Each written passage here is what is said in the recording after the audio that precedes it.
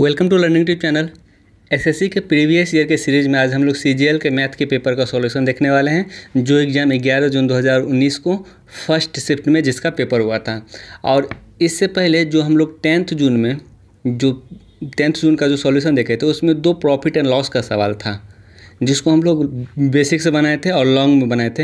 यानी उसका भी आज हम शॉर्ट फॉर्म यानी उस सवाल को हम लोग शॉर्ट में कैसे बनाएंगे उसका भी सॉल्यूशन देखेंगे आज हम लोग। लेकिन उससे पहले हम लोग आज 11 जून 2019 को जो पेपर हुआ था उसका सारा वीडियो देख लेते हैं। उसके बाद हम लोग उसका जब प्रॉफिट एंड लॉस का सवाल आएगा आज के सीरीज़ का, तब हम पीछे वाले दोनों सीरीज़ के क्वेश्चन को एक साथ बता देंगे शॉर्ट फॉर्म में। तो इसका आज का जो पहला क्वेश्चन वो सिंप्लीफिकेशन का है। इसमें 2.8 प्लस 5.2 डिवाइड बाई 1.3 गुने 2 माइनस 6 गुने 3 भागा 8 प्लस 2, यानी इसको हमें सिंप्लीफाइड करना है। तो सबसे पहले क्या करना, पहले हम लोग ब्रैकेट का काम करते हैं। यानी अगर हम ये डिवाइड में है पॉइंट, दोनों पॉइंट के बाद एक अंक है, पॉइंट के बाद एक अंक है, तो दोनों पॉइंट हट जाएगा, यानी 13 से 4 बार में कट जाएगा और 4 दूनी 8, यानी ये पूरा कैलकुलेशन 8 आ गया। यानी 2.8 प्लस 8 माइनस, देखिए ये 6 3 18 और 18 भागा 8 अगर हम करेंगे 18/8 तो कितना हो जाएगा 2 से 9 बार में, 2 से 4 बार में, यानी 2.25 इसका कैलकुलेशन आ जाएगा प्लस 2। ठीक है, तो ये दोनों कैलकुलेशन कितना आ जाएगा, यानी 10.8 और ये दोनों कैलकुलेशन कितना हो जाएगा माइनस 0.25। अगर हम यहाँ से कैलकुलेशन करेंगे तो ये 10.55, यानी सवाल का जो करेक्ट आंसर होगा ऑप्शन नंबर ए उसका करेक्ट आंसर हो जाएगा। अब नेक्स्ट सवाल देखते हैं, सिमिलरिटी का सवाल है। इसमें ABC जो सिमिलर है वो QRP के दिया गया है। अगर ABC QRP के सिमिलर हैं, QRP के, तब इसका जो कॉरस्पॉन्डिंग साइड का रेशियो जो होगा वो इक्वल हो जाएगा। यानी अगर हम इसमें AB लेंगे, तो इसमें QR लेना पड़ेगा। अगर हम इसमें BC लेंगे तो इसमें RP लेना पड़ेगा, BC के साथ RP का रिलेशन दिखाना पड़ेगा। अगर हम इसमें AC लेंगे तो इसमें QP का रिलेशन लेना पड़ेगा। ये इसका मतलब इसका जो कॉरस्पॉन्डिंग साइड होगा उसका जो रेशियो होगा वो इक्वल हो जाएगा। और इसमें क्या देगा, एरिया ऑफ ABC और एरिया ऑफ PQR का जो रेशियो है 1:2 है। यानी एरिया क्या होता है, जब 2 त्रिभुज समरूप होता है, सिमिलर होता है, तब उसके एरिया का जो अनुपात होता है वो क्या होता है, भुजा के अनुपात का स्क्वायर हो जाता है।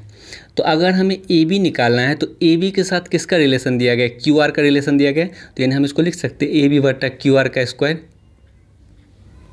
एरिया का जो रेशियो होता है। और एरिया का रेशियो 1:4 दिया गया, और ये स्क्वायर इधर आएगा तो ये रूट में आ जाएगा, बराबर AB का लंबाई निकालना है हमें, और QR का जो लंबाई दिया गया है वो QR का लंबाई वो दिया गया 8 सेंटीमीटर, यानी QR का लंबाई 8 सेंटीमीटर। यानी √1/4 को हम लिख सकते हैं 1/2, यानी 2 से कितने बार में कट जाएगा, 4 बार में। तो AB बराबर कितना आ जाएगा 4 सेंटीमीटर, यानी इस सवाल का जो करेक्ट आंसर होगा ऑप्शन नंबर B हो जाएगा। तो एक चीज़ ध्यान देंगे कि जो साइड लेना है वो कॉरस्पॉन्डिंग साइड लेना है। अब नेक्स्ट सवाल देखते हैं।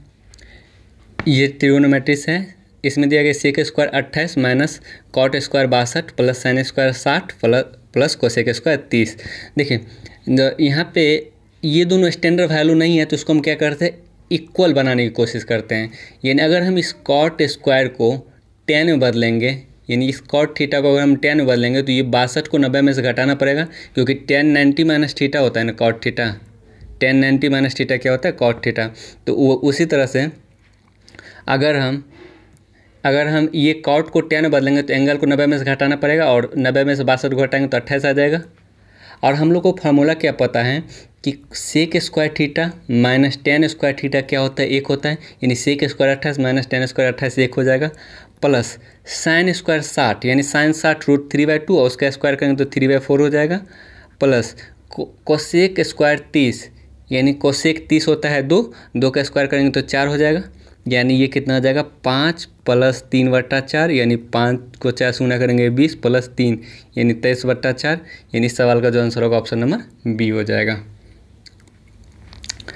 अब नेक्स्ट सवाल देखते हैं। यदि किसी वस्तु को 15% और 10% के क्रमिक छूट पर 757.90 में बेचा जाता है तो वस्तु का अंकित मूल्य ज्ञात करें।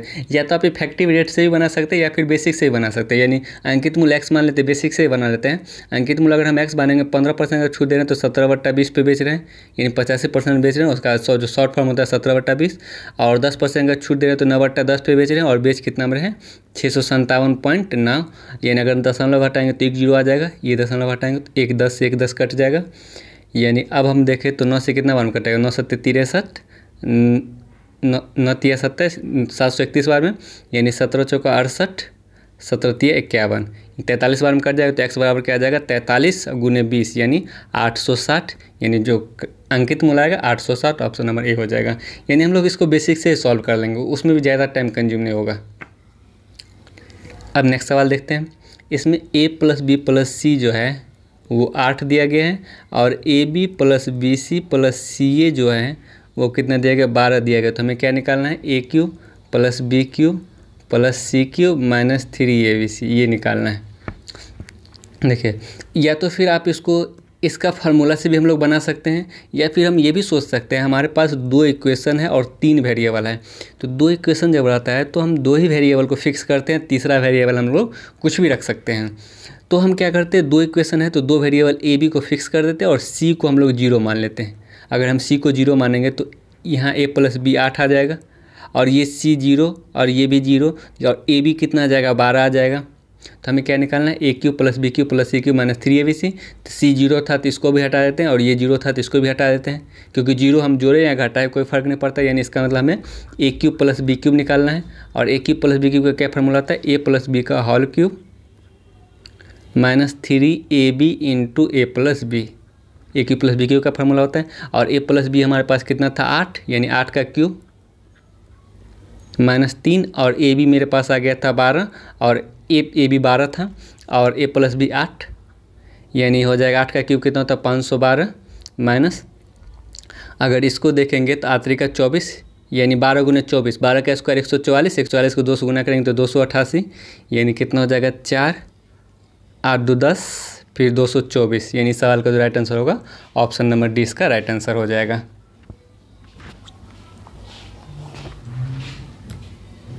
अब नेक्स्ट सवाल देखते हैं। देखिए, इस सवाल को देखने से पहले हम लोग जो पीछे वाले जो 2 वीडियो देखे थे, 2 सवाल देखे थे, उसको भी हम लोग साथ में ही देख लेते हैं, और उसके बाद हम फिर इसको देखेंगे। जैसे ये एक सवाल था पिछले वाले वीडियो में कि 2 वस्तु में से प्रत्येक को 9720 रुपये की कीमत पर बेचा जाता है। उनमें से एक पर विक्रेता को 8% का लाभ होता है और दूसरे पर 10% का हानि होता है। तो विक्रेता को कुल मिलाकर कितना लाभ अथवा हानि हुए। देखिए, ये सवाल और जो आज का सवाल है, ये तीनों सवाल एक ही पैटर्न पे है, उसका पैटर्न बता देते हैं। जैसे एक वस्तु को बेचने पर अगर 8% का लाभ होता है, तो अगर हम इसका क्रय मूल्य 100 था, यानी क्रय मूल्य, तो इसका जो विक्रय मूल्य होगा वो 108 हो जाएगा। ये विक्रय मूल्य पहला वस्तु का। दूसरा वस्तु का अगर क्रय मूल्य 100 था तो इसका जो विक्रय मूल्य होगा वो 10% हानि पे बेचे 90 रुपये हो जाएगा। और जबकि दोनों वस्तु का जो विक्रय मूल्य है 9720 है, यानी यहाँ पे विक्रय मूल्य 108 आ रहा है, जबकि विक्रय मूल्य का जो ओरिजिनल वैल्यू है 9720 है। तो हम 108 को कौन से संख्या से गुना करेंगे तो 9720 है। तो इतना ध्यान दीजिएगा कि ये जो 90 से अगर आप गुना कर दीजिएगा इसको, तो ये 9720 आ जाएगा। यहाँ हम क्रय मूल्य विक्रय मूल्य का अनुपात निकाले थे, अगर हम इसको 90 से गुना करेंगे तो इसको भी हमें 90 से गुना करना पड़ेगा, यानी जो टोटल इसका क्रय मूल्य आएगा इसका मतलब 9000 आ जाएगा। अब इसका विक्रय मूल्य 90 है, जबकि दोनों वस्तु का विक्रय मूल्य 9720 था, यानी अगर हम इसको 9720 बनाएंगे तो ये 108 से गुना करना पड़ेगा। आप सभी सवाल का जो पैटर्न देखेगा ना, यानी ये 108 को इधर गुना करना पड़ेगा और ये 90 को इधर गुना करना पड़ेगा, सभी सवाल का पैटर्न जो देखेगा। इसका मतलब अगर हम ये 9720, अगर 108 को अगर हम 90 से गुना करेंगे तो यहाँ 9720 आ जाएगा। अगर यहाँ 9720 आ गया, अगर हम इसको भी 108 से गुना करना पड़ेगा तो ये क्रय मूल्य कितना आ जाएगा 108 पे 00। इसका मतलब टोटल क्रय मूल्य मेरे पास कितना आ गया 00 9 8 17, यानी 11700 टोटल क्रय मूल्य आ गया। और यहाँ से हम टोटल विक्रय मूल्य निकाल ले 0 2 2 4, यानी 7 7 14 9 9 18 19, यानी 19440 टोटल क्या आ गया, ये टोटल विक्रय मूल्य आ गया। यानी टोटल क्रय मूल्य मेरा 11000, एक मिनट, यानी 19800 आएगा, सॉरी 19,800। टोटल जो क्रय मूल्य आएगा 19,800 आया, और टोटल जो विक्रय मूल्य आया वो 19,440 आया। इसका मतलब क्या हुआ कि हमारे पास क्रय मूल्य ज़्यादा है, विक्रय मूल्य कम है। इसका मतलब हमें क्या होगा, हानि होगा। और कितना का हानि होगा, हम 19,440 अगर हम इसमें से घटा देते हैं तो कितना 360 आ जाएगा, यानी 360 रुपये की हानि होगा। ऑप्शन नंबर डी इसका करेक्ट आंसर होगा। तो एक चीज़ ध्यान दीजिएगा, जिससे हम एक नेक्स्ट सवाल देखते हैं उसमें हमें क्लियरली पता चल जाएगा। जैसे ये सवाल है कि दो वस्तु में से प्रत्येक को 10,384 की कीमत पर बेचा जाता है। उनमें से एक वस्तु पर विक्रेता को 18% का लाभ होता है और दूसरे पे 12% का हानि होता है।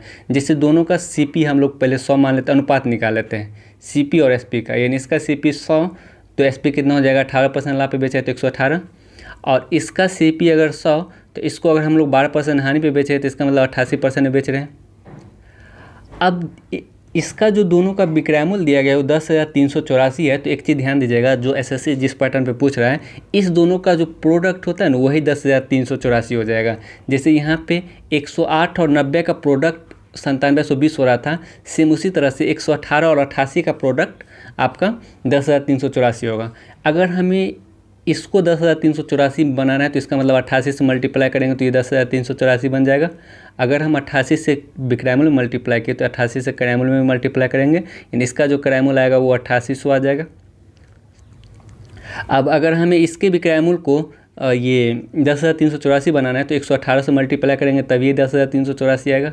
अगर हम इसको 118 से मल्टीप्लाई किए तो यानी इसको भी 118 से मल्टीप्लाई करना पड़ेगा, तो ये कितना हो जाएगा, 11,800 आ जाएगा। यानी टोटल विक्रय मूल्य कितना आ गया, 00 8 8 16 8 1 9 1 10 1 1 2 20,600 टोटल क्रय मूल्य आ गया। टोटल विक्रय मूल्य कितना आ जाएगा, गुना कर देंगे, यानी 4 दूना 8 8 दूना 16 3 6 1 7, यानी 20,768 टोटल विक्रय मूल्य आ गया। तो यहाँ से हमें स्पष्ट पता चल रहा है कि विक्रय मूल्य ज़्यादा है तो हमें 168 रुपये का लाभ हुआ। तो इसी पैटर्न पे आपको जो जितना भी आगे सवाल मिलेगा वो इसी पैटर्न का होगा। और एक चीज़ और होता है कि जब आप अनुपात वैल्यू से बनाते हैं ना तो कहीं ना कहीं हमें कैलकुलेशन जो है वो कम करना पड़ता है। तो आज का सवाल देखते हैं। आज का सवाल सेम उसी पैटर्न पे ये भी बनेगा, उसको भी हम लोग साथ ही देख लेते हैं। जैसे दो वस्तु में से प्रत्येक को 10,005 में मूल्य पे बेचा जाता है, उनमें से एक वस्तु के विक्रेता पर 15% का लाभ होता है और दूसरे वस्तु पे 13% का हानि होता है, तो कुल मिला के कितने प्रतिशत लाभ अथवा हानि हुई। यहाँ पे हमें एक स्टेप ज़्यादा करना पड़ेगा। वहाँ केवल लाभ या हानि निकालना था, यहाँ पे प्रतिशत निकालना है, तो हमें एक स्टेप ज़्यादा करना पड़ेगा। तो पहले हम दोनों के सीपी और एसपी का अनुपात निकाल लेते हैं। यानी पहला का अगर हम सीपी 100 मानेंगे, उसको हम 15% लाभ पे बेचे 115 में बेच रहे हैं। दूसरा का सीपी अगर हम 100 मानेंगे, अगर उसको हम 13% लाभ पे बेचे, इसका मतलब 113 में बेच रहे हैं। और एक चीज़ ध्यान दीजिए, 13% हानि पे बेच रहे हैं ना, तो 13% हानि पे बेचे, इसका मतलब 87 पे बेच रहे हैं, 87 में बेच रहे हैं। अब ये जो 10,005 होगा ना, ये दोनों का प्रोडक्ट होगा। अगर हमें इसके दोनों को तो हम लोग 10,005 पे बेच रहे हैं, अगर हम इस एसपी को 10,005 बनाना पड़ेगा तो इसका मतलब 87 से गुना करेंगे तभी ये 10,005 बनेगा। अगर हम 87 से विक्रय मूल्य में मल्टीप्लाई किए, 87 से क्रय मूल्य में मल्टीप्लाई करेंगे तो ये 8700 इसका क्रय मूल्य आ जाएगा। ठीक है। उसी तरह से अगर हमें इसको 10,005 बनाना है तो 115 से गुना करेंगे, यानी ये 87 से ऊपर गुना कर देना, ये 15 से नीचे गुना करेंगे तो ये 10,005 आ जाएगा। तो 10,005 आ जाएगा। अगर हम यही 115 को हम इधर भी मल्टीप्लाई करना पड़ेगा, अनुपात का नियम है। अगर एक संख्या में आप 115 से मल्टीप्लाई किए तो दूसरा में भी 115 से मल्टीप्लाई करना पड़ेगा। तो इसका मतलब इसका जो क्रय मूल्य आएगा 11,500 आएगा। इसका मतलब टोटल क्रय मूल्य कितना आ गया, 00 7 5 12 8 1 9 1 10, यानी 8 1 9 1 10। ठीक है, यानी 20,200 टोटल क्रय मूल्य आ जाएगा।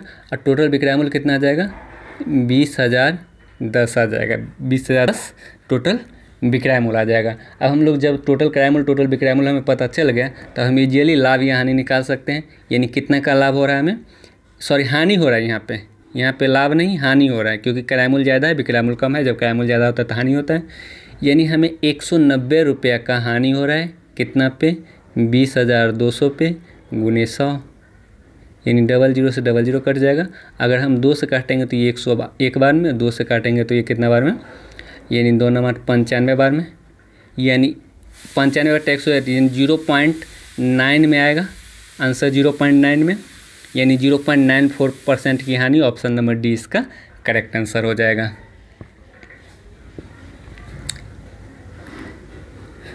तो अगर हम इस तरीके से अगर हम सवाल को बनाएंगे तो हमें ज़्यादा कैलकुलेशन भी नहीं करना पड़ेगा और इजीली हम सवाल को बना सकते हैं अनुपातिक मेथड से।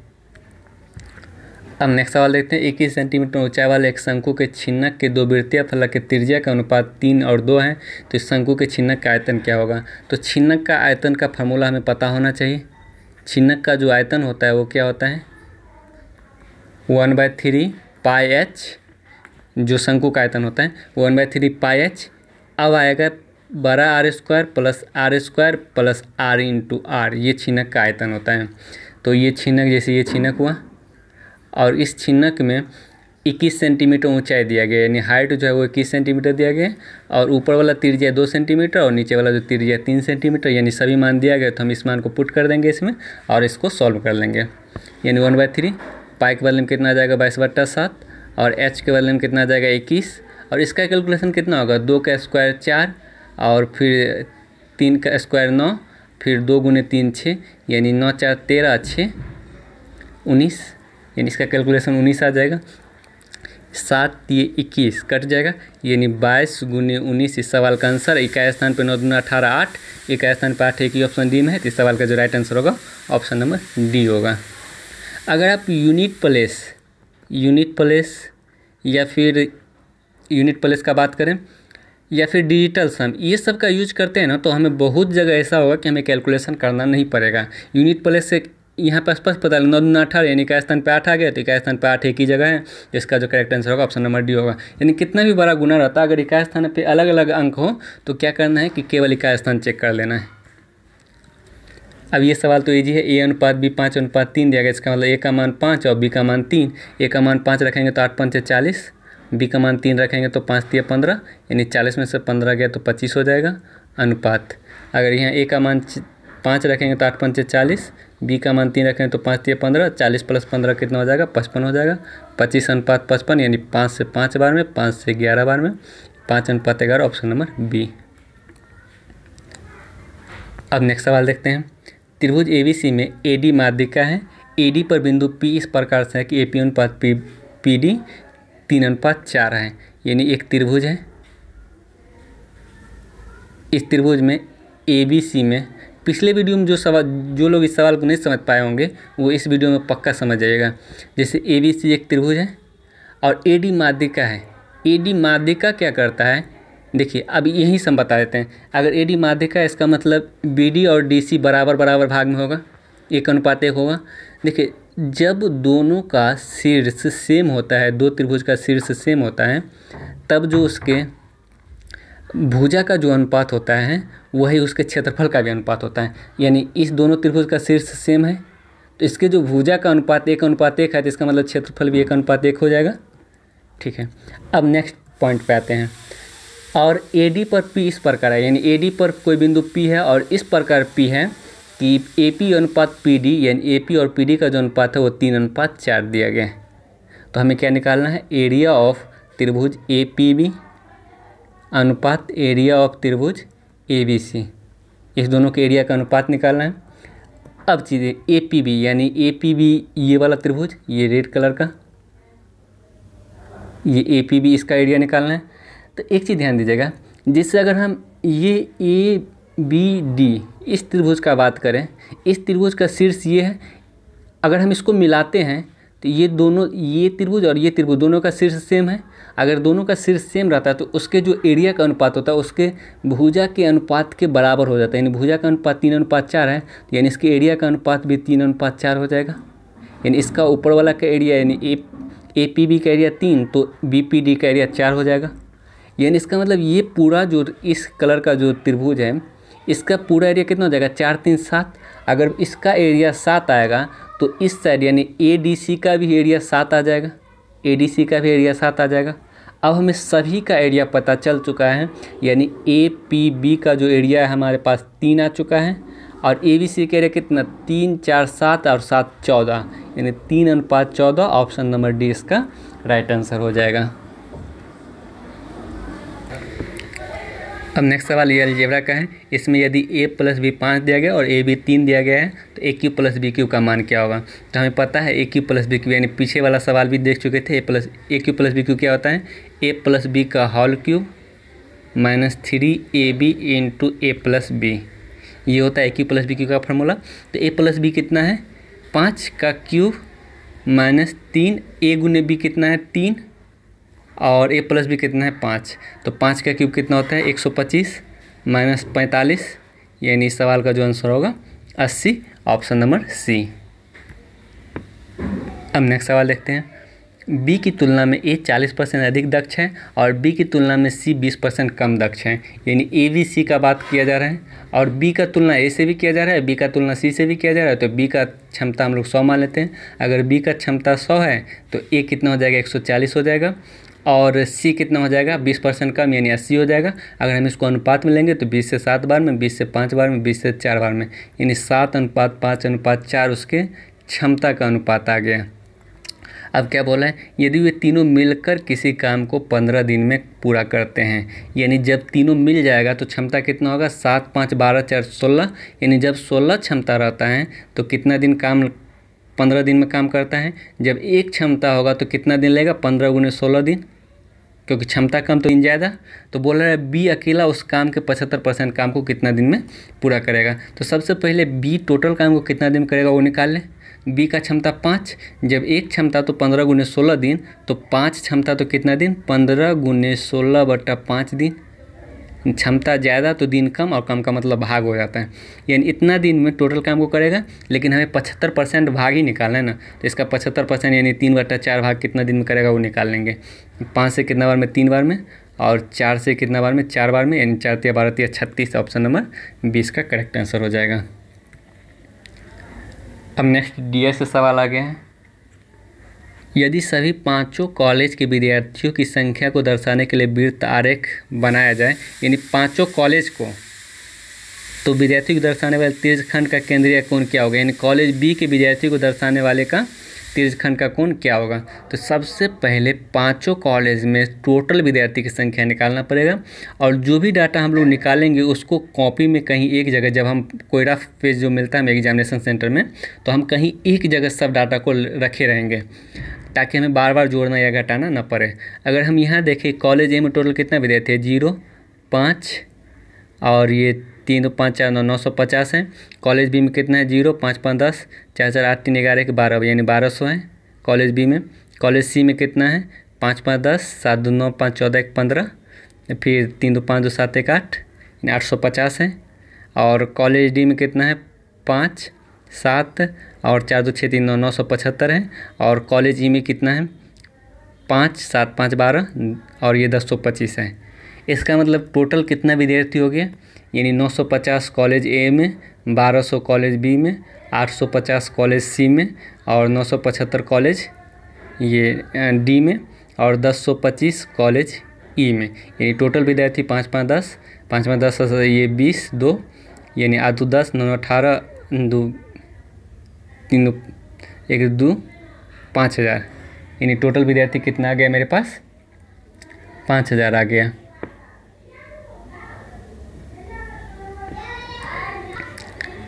अब बोला जा रहा है कि 5000 में कॉलेज बी के विद्यार्थियों का तीर्घखंड का कोण निकालना है। तो कॉलेज बी में कितना विद्यार्थी, टोटल 1200 विद्यार्थी हैं।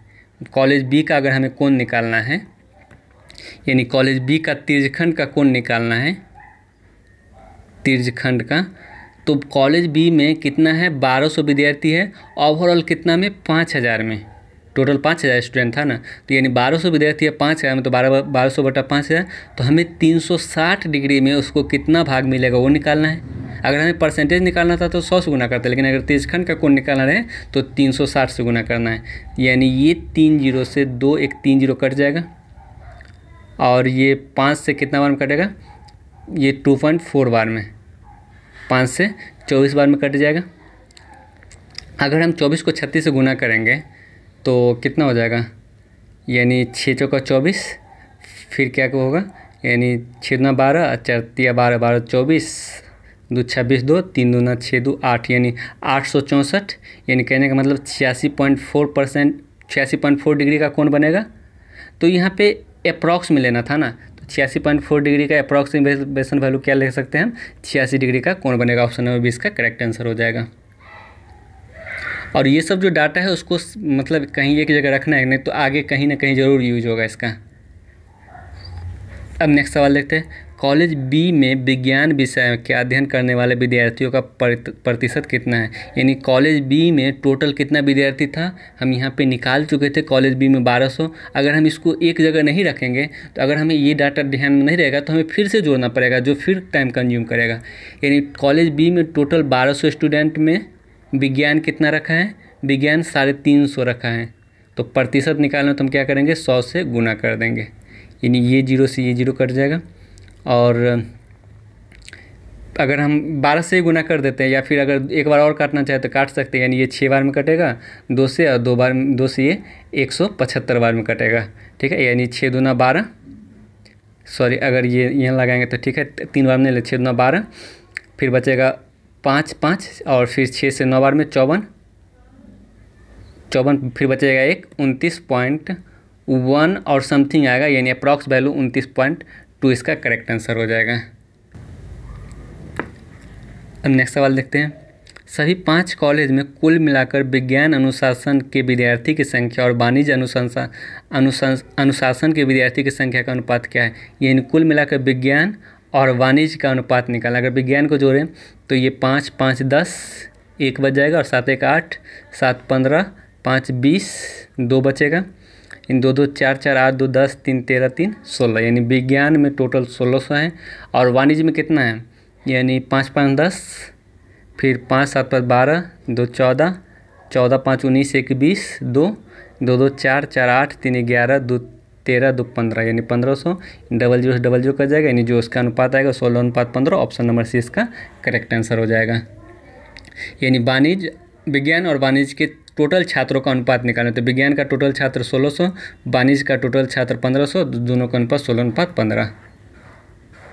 अब नेक्स्ट सवाल देखते हैं, सभी 5 कॉलेज में वाणिज्य विद्यार्थी के अध्ययन करने वाले विद्यार्थी की संख्या कुल विद्यार्थी की संख्या का कितना प्रतिशत है। यानी ये जो वाणिज्य में अध्ययन करने वाला विद्यार्थी है, ये और टोटल विद्यार्थी का कितना प्रतिशत है। देखिए, अगर आप सारा डाटा को साथ में रखे होंगे तो आपको पता होगा वाणिज्य में विद्यार्थी अध्ययन करने वाले विद्यार्थी की संख्या 1500 था। 1500 वाणिज्य में विद्यार्थी का अध्ययन करने वाला 1500। टोटल कितना में, यानी टोटल हम यहाँ पे निकाले थे 5000, टोटल 5000। इसीलिए बोलते हैं डाटा को एक जगह रखने से क्या होगा कि मतलब आपको बार बार जोड़ना या घटाना नहीं पड़ेगा। यानी वाणिज्य में 1500 था, टोटल 5000 में, तो प्रतिशत निकालना है तो 100 से गुना कर देंगे। यानी डबल जीरो कर जाएगा, और 1 0 से 1 0 कर जाएगा, 5 से ये 30 बार में, यानी टोटल 30%। ऑप्शन नंबर इसका राइट आंसर हो जाएगा। नेक्स्ट सवाल देखते हैं, एक रेलगाड़ी बिना रोके स्टॉपेज 65 किलोमीटर प्रति घंटा की औसत से और रुकने पे 52 किलोमीटर प्रति घंटा औसत से चलती है, तो रेलगाड़ी औसतन प्रति घंटा कितने मिनट रुकती है। यानी ये लगभग हर एक शिफ्ट में ये सवाल पूछे, एक सवाल इसका आ चुका था और ये हम लोग बना भी चुके थे। यानी स्पीड का जो अनुपात है वो क्या है, 65 से 52 हो रहा है। तो जो टाइम का अनुपात होगा वो 52 से 65 हो जाएगा। यानी टाइम का अनुपात स्पीड का अनुपात का उल्टा होता है। तो कितना देर रुक रहा है, यानी 13 रुक रहा है कितना में, 65 में। तो हमें मिनट में निकालना है ना, प्रति घंटा में कितना मिनट रुकती है, यानी 1 घंटे में कितना मिनट, यानी मिनट में निकालना तो हम 60 से गुना कर देंगे। तो अगर हम 13 से 5 बार में, 5 से ये कितना बार में, 12 बार में, यानी 12 मिनट रुकती है। ऑप्शन नंबर सी इसका राइट आंसर हो जाएगा। ये सवाल हम लोग बहुत बार देख चुके थे। अब नेक्स्ट सवाल देखते हैं, तो अगर हम लोग को पता है x + 1/x बराबर अगर a होता है तो x² + 1/x² क्या हो जाएगा, a² - 2।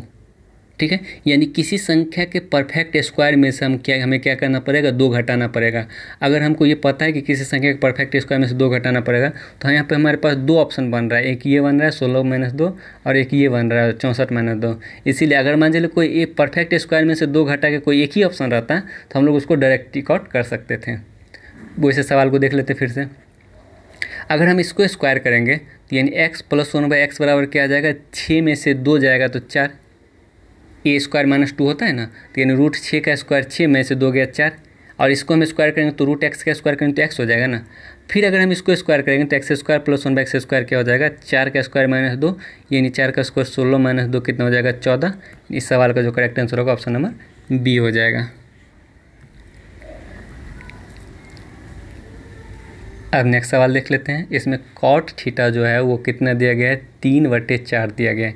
यानी कॉट थीटा बराबर क्या होता है, b/p, यानी ये 3 तो ये 4, हम लोग को पता है 3 4 5 का ट्रिपलेट बनता है, इसका मतलब ये 5 हो जाएगा। तो हमें निकालना क्या है, sine theta plus cos theta minus tan theta. तो साइन थीटा क्या होता है, p/h 4/5, कॉस थीटा b/h यानी 3/5, और टेन थीटा p/b यानी 4/3। तो इसका कैलकुलेशन कितना हो जाएगा, 7/5, यानी 7/5 में से अगर हम 4/3 को माइनस करेंगे तो यानी 7 ये 21 20, 21 में से 20 गया 1/15, यानी इस सवाल का जो राइट आंसर होगा ऑप्शन नंबर बी हो जाएगा। यानी कैलकुलेशन आप लोग जितना फास्ट कर सके उतना जल्दी आपका सवाल सॉल्व हो जाएगा। अब नेक्स्ट सवाल देखते हैं।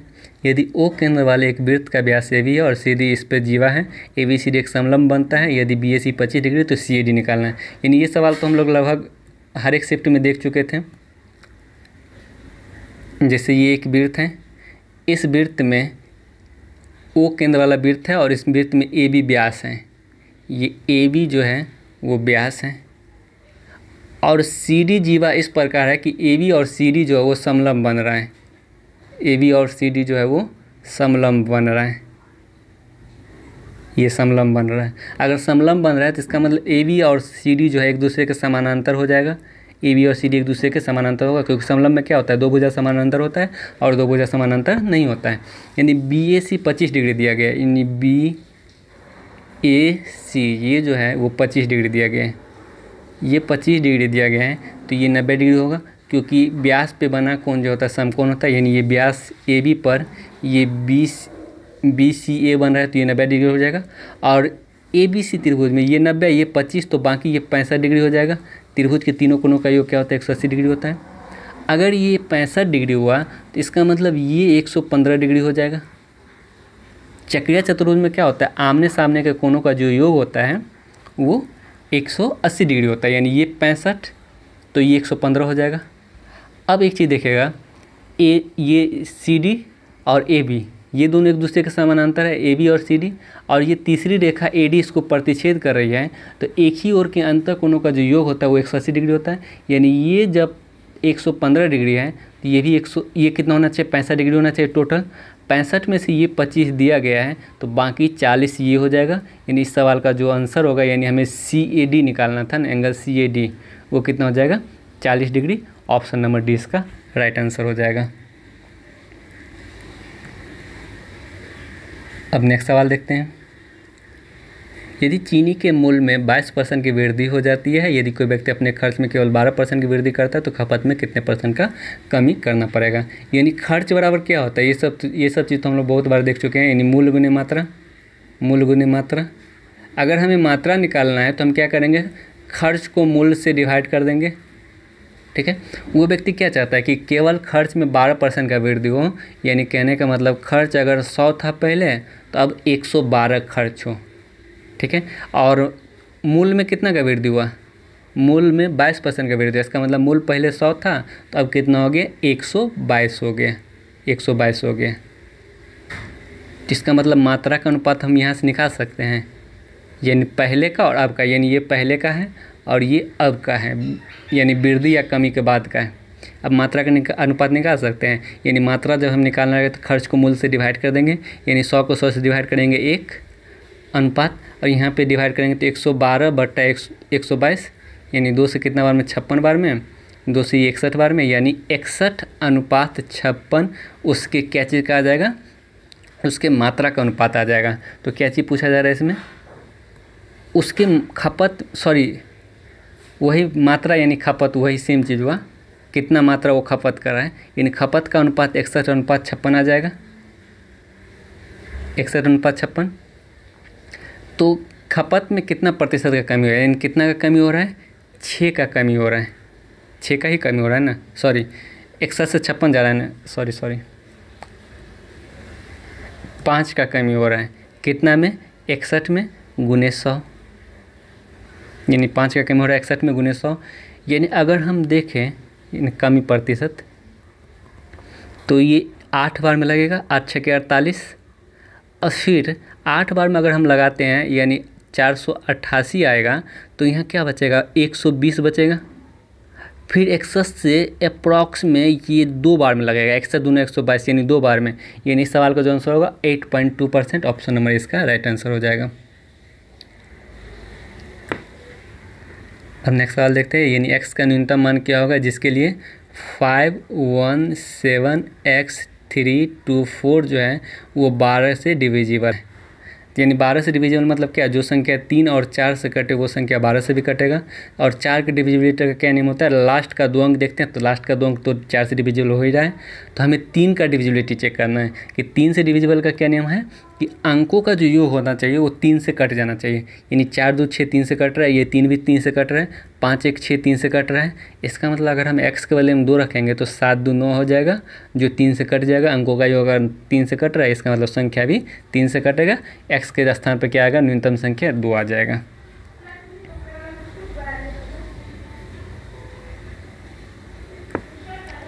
नेक्स्ट सवाल देखते हैं, x रुपये की एक राशि पर 8.5% की दर से 2 वर्ष के लिए चक्रवृद्धि ब्याज और साधारण ब्याज का अंतर 28.30 है। यानी 2 ईयर का हम लोग को पता है, यानी CA और SI का जो अंतर होता है वो क्या होता है, PR²/100 का स्क्वायर। यानी अंतर दिया गया 28.3, अगर पॉइंट को हटाएं तो नीचे 10 आ जाएगा। मूलधन निकालना है, रेट दिया गया 8.5 × 8.5/100 × 100। यानी ये दोनों दशमलव हटाएंगे तो जो 0 और आ जाएगा, यानी गुने 100 कर लेते हैं, अलग से कैलकुलेशन करने में सुविधा होगा। फिर एक 0 से हम एक 0 हटा देते हैं और यहाँ से कैलकुलेशन करके हम x का वैल्यू निकाल सकते हैं। 5 से 17 बार में, 5 से 20 बार में, फिर 5 से 17 बार में, 5 से 20 बार में, यानी 17 से कितना बार में, 17 × 17, फिर बचेगा 113, ठीक है 113 बचेगा। ये 113 रहेगा तो ये कट नहीं पाएगा, इसका मतलब इस 3 का स्थान पे 9 होना चाहिए, यानी 28.90। तभी तो 17 × 17 फिर 119 बचेगा, तो फिर 17 बार में कटेगा। और फिर ये 17 से ये 17 कट जाएगा, और जो मूलधन आएगा वो कितना आ जाएगा, 10 × 20 × 20, इन 2 दूना 4000 जो है वो मूलधन आ जाएगा। तो यहाँ पे 28.3 के जगह 28.9 कर लेना है, क्योंकि तभी तो ये कट पाएगा ना। यानी इस सवाल का जो आंसर होगा वो 4000, ऑप्शन नंबर डी इसका करेक्ट आंसर हो जाएगा। अब नेक्स्ट सवाल देखते हैं, किसी वृत्त की जीवाएँ AB और CD को बढ़ाने पर वृत्त के बाहर P बिंदु पर मिलती हैं। यानी कोई वृत्त है, इस वृत्त का AB और CD जब 2 जीवा को बढ़ाते हैं, इस वृत्त में AB और CD ये 2 जीवा को अगर हम P पे बढ़ाते हैं, AB और CD को जब हम बढ़ाते हैं तो ये वृत्त के बाहर किसी बिंदु P पर मिलता है। तो जब वृत्त के बाहर 2 जीवा को हम बढ़ाते हैं और वृत्त के बाहर किसी बिंदु P पे मिलता है, तब फार्मूला क्या बनता है, PB × PA। यानी यहाँ P से PB × PA = PD × PC, PD × PC, ये फार्मूला बनता है। और इसी फार्मूला पे ये सवाल पूछा जाता है। और इसमें सभी भुजा का लंबाई दिया होगा, AB 6 दिया गया है और CD 3 दिया गया है, PD 5 दिया गया है। हमें PB निकालना है, PB को हम लोग x मान लेते हैं। तो PB x × PA कितना हो जाएगा, x + 6 = PD 5 × ये 5 3 8 हो जाएगा, 5 × 5 3 8। इन x × x + 6 जो है वो कितना आ रहा है, 40 आ रहा है। तो इसका मतलब अगर हम इसको सॉल्व करेंगे तो ये द्विघात समीकरण पे आ जाएगा, और जब ये द्विघात समीकरण पे आए तभी सॉल्व नहीं करना है, वहाँ ऑप्शन लेना है। अगर हम x के बदले में 4 रखते हैं तो 4 × 4 + 6 10, यानी 40 आ जा रहा है ना। यानी x का मान 4 रखने पर इक्वेशन सेटिस्फाइड हो रहा है। इसका मतलब जो PB का लंबाई आएगा 4 सेंटीमीटर, ऑप्शन नंबर सी इसका राइट आंसर हो जाएगा। अब नेक्स्ट सवाल देखते हैं, 45 विद्यार्थी के औसत अंक 66 पाया गया है। यदि 2 विद्यार्थी के अंक 82 और 46 के स्थान पे 28 और 64 लिख लिया गया, यानी लिखना था 82 लिख लिया गया 28, लिखना था 46 लिख लिया गया 64, तो उसके टोटल योग में क्या प्रभाव पड़ रहा है। यानी टोटल योग यहाँ पे होना चाहिए था 128, टोटल योग होना चाहिए था 128, लेकिन टोटल योग हो कितना रहा है, 4 बार 92 हो रहा है। यानी टोटल योग में कितना का कमी आ रहा है उसका, यानी टोटल योग में बात करें तो 36 का कमी आ रहा है। और टोटल विद्यार्थी है कितना, 45। अगर टोटल योग में 36 का कमी आ रहा है तो औसत अगर हम औसत में बात करें, औसत में कितना का कमी आ रहा है 36/45, यानी 9 से कितना बार में 4 में, 9 से 5 बार में, यानी 0.8 का कमी आ रहा है औसत में। अगर टोटल योग 128 से 92 हो रहा है तो 36 का कमी हो रहा है योग में, तो औसत में 0.8 का कमी हो रहा है। अगर औसत में 0.8 का कमी हो रहा है तो इसका मतलब जो ओरिजिनल औसत होगा वो 66 से 0.8 ज़्यादा, यानी 66.8। ऑप्शन नंबर डी इसका राइट आंसर हो जाएगा। अब नेक्स्ट सवाल देखते हैं, यानी tan 4 थीटा वो किसके बराबर दिया, cot 2 थीटा प्लस 30 डिग्री है, तो थीटा किसके बराबर होगा। देखिए कहीं भी अगर sin थीटा बराबर sin अल्फ़ा बराबर cos बीटा दिया जाए, या tan अल्फ़ा बराबर cot बीटा दिया जाए, या फिर sec अल्फ़ा बराबर cosec बीटा दिया जाए, ये सब चीज़ को ध्यान रखना है। या फिर sin square alpha plus sin square beta दिया जाए बराबर 1 दिया जाए, या फिर cos square alpha plus cos square beta बराबर 1 दिया जाए। ये सब जहाँ भी मिले उस समय आपको सीधा एक ही चीज़ समझ में आना चाहिए कि जो अल्फ़ा प्लस बीटा होगा उसका जो योग होगा वो 90 डिग्री होगा। जहाँ पे ये सब मिले वहाँ पे सीधा क्या करना है, अल्फ़ा और बीटा का जो योग है वो 90 डिग्री के बराबर कर देना है। तो उस जैसे tan अल्फ़ा बराबर cot बीटा होता है तो उस समय tan अल्फ़ा प्लस बीटा क्या होता है 90 डिग्री। वहीं पर tan 4 थीटा बराबर cot 2 थीटा प्लस 30 दिया गया, तो इसका मतलब 4 थीटा और 2 थीटा प्लस 30, इसका जो दोनों का योग होगा 2 थीटा प्लस 30, इस दोनों का जो योग होगा वो कितना हो जाएगा, 90 हो जाएगा। यानी 4 2 6 थीटा बराबर 60 डिग्री, ये 30 उधर जाएगा, तो यानी थीटा बराबर 10 डिग्री। यानी इस सवाल का जो राइट आंसर होगा ऑप्शन नंबर डी हो जाएगा। तो आज का सेशन यही समाप्त होता है। हमने सभी वीडियो को अच्छे तरह से सॉल्यूशन देखा, यानी सवाल को हम लोग शॉर्ट कैसे बनाएंगे वो सब चीज़ भी हम लोग देखें। तो आज का सेशन यही समाप्त होता है। इस वीडियो को अगर अच्छा लगे तो ज़रूर लाइक कीजिएगा और अपने दोस्तों को भी ज़रूर से ज़रूर शेयर कीजिएगा, ताकि जितने भी एसएससी के स्टूडेंट हैं वो इस सेशन का फ़ायदा ले सके। क्योंकि एसएससी के एग्ज़ाम को क्रैक करने के लिए प्रीवियस ईयर का इम्पोर्टेंट रोल होता है। यानी जितना हो सके प्रीवियस ईयर का आप लोग प्रैक्टिस कीजिए, एसएससी ज़रूर निकलेगा। और जो लोग अभी तक चैनल को सब्सक्राइब नहीं, चैनल को ज़रूर सब्सक्राइब कर लीजिएगा। Thanks for watching, bye bye, take care.